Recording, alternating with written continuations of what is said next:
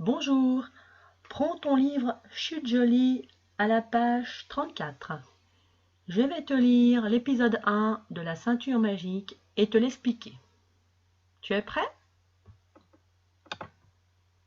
Un jour, dans un lointain royaume, un père laissa à ses fils un étrange héritage.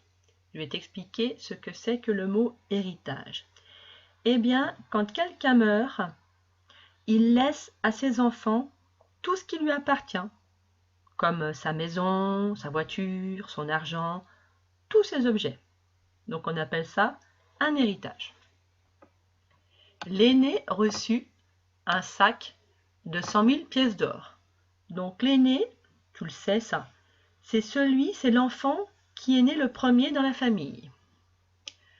Le cadet, une corne où il suffisait de souffler pour qu'apparaisse une troupe de 100 000 soldats. Le cadet, c'est celui qui vient en deuxième dans la famille. Lui, il reçoit une corne.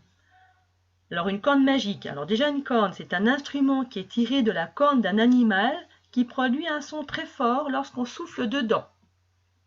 Et là, cette corne, elle est magique parce que quand il va souffler dedans, elle va faire apparaître une troupe de soldats. Des soldats, c'est des gens armés, des gens qui ont une arme, comme les militaires. Et le plus jeune, un garçon nommé Petit Jean, a un vieux ceinturon magique qui lui permettait d'aller où il voulait. Alors un ceinturon, c'est une grosse ceinture, comme en portaient les soldats. Et cette ceinture, elle est magique parce qu'elle va lui permettre de se déplacer instantanément. Dès qu'il refermera à sa taille la ceinture à l'aide d'une boucle de métal.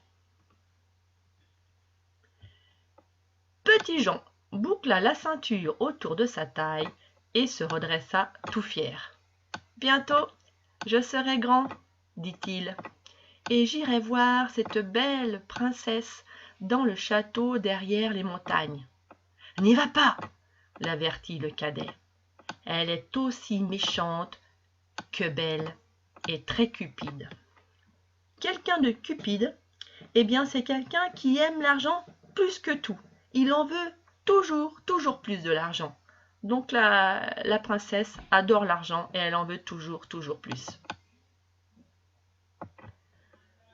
Trop tard, on entend un pouf et Petit Jean se retrouve dans une chambre somptueuse. Somptueuse, ça veut dire que cette chambre, elle est magnifique, qu'elle est richement décorée. Tendue de soie. Tendue, ça veut dire que les murs, ils sont recouverts de soie. La soie, c'est un tissu qui est très cher. Devant la belle princesse qui le regarde avec des yeux ronds. Et oui, parce qu'elle est étonnée de le voir arriver comme ça dans sa chambre. « Que fais-tu ici ?» demande-t-elle en l'examinant de la tête aux pieds. « Trouve une bonne raison, sinon, gare à toi. »« Je ne voulais pas vous faire peur, bafouille Petit Jean. J'ai simplement bouclé ma ceinture et souhaité vous voir, vous, la célèbre prince. »« Montre-moi cette ceinture, coupe la princesse. Elle la lui prend des mains et vite sort de la pièce sans un mot de plus. Quant à Petit Jean, il est chassé du château à coups de pied au derrière. C'est-à-dire qu'on lui donne des coups de pied aux fesses.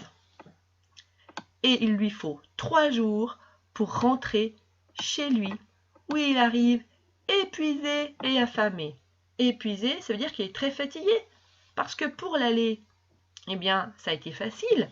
Avec sa ceinture magique, il a pu arriver tout de suite au château de la princesse, tandis que là, il n'a plus la ceinture. Donc il faut qu'il rentre chez lui à pied.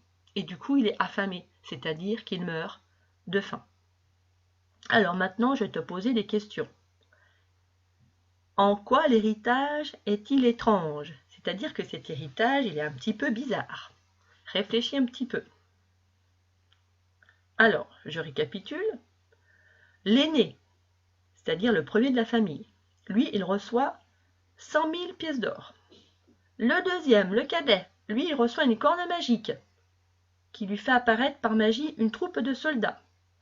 Et le plus jeune, Petit Jon, lui, reçoit un ceinturon qui lui permet de se déplacer instantanément dès qu'elle est refermée autour de sa taille.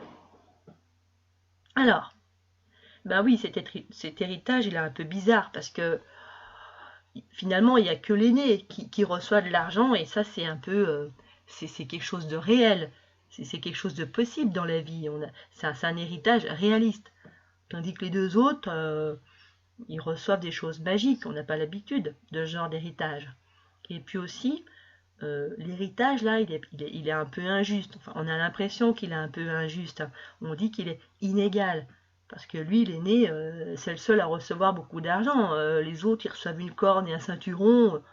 On se demande un petit peu s'ils ne se sont pas fait voler dans l'héritage. Mais on verra dans la suite de l'histoire, si c'est le cas. Ensuite, pourquoi Petit Jon va-t-il chez la princesse? Réfléchis. Eh bien, Petit Jon, il va aller voir la princesse parce qu'elle est très belle. Et son souhait, il se réalise instantanément. Dès qu'il boucle sa ceinture, hop, il se retrouve dans la chambre de la princesse. Au moment même où son frère l'avait averti en lui disant « Surtout n'y va pas, parce qu'elle est méchante et très cupide. » Dernière question.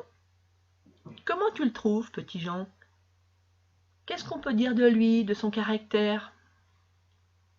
Eh bien, on peut dire que Petit Jon, il est timide.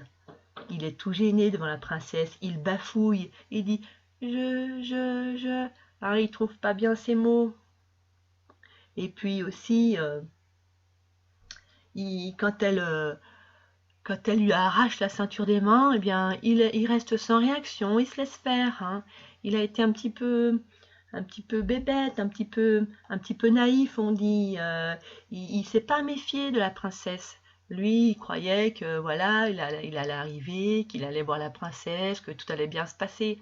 Eh bien non, finalement, ça s'est mal passé, puisque on lui met des coups de pied aux fesses et il revient chez lui et il a plus sa ceinture magique. Voilà. Eh bien, j'espère que cet épisode 1 t'a plu. À bientôt!